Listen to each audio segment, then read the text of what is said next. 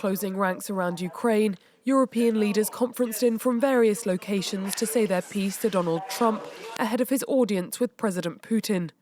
For President Zelensky, himself sidelined from talks on the future of his country, the priority was to warn against what he sees as Putin's bad faith.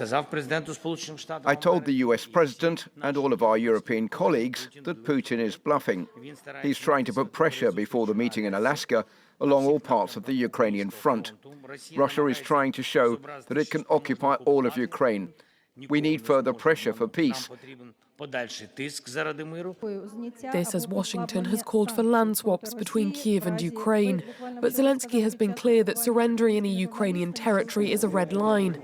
The German Chancellor's message too sought to dissuade Trump from making unauthorized concessions on behalf of Kyiv. Ukraine must be at the table when follow-up meetings take place. Also present, joining from his summer residence in Fort-de-Brégançon, was President Macron, who relayed what he saw as the most important assurances given by Donald Trump. President Trump was clear that the American will is to obtain a ceasefire at this meeting in Alaska.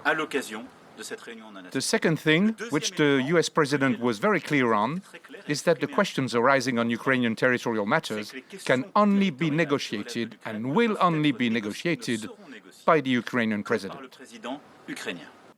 Donald Trump clarified to press on Wednesday afternoon that he expects a second meeting will be needed for any real progress, and suggested that this one could include President Zelensky, even though the Russian president has so far spurned the idea of meeting with his Ukrainian counterpart in person.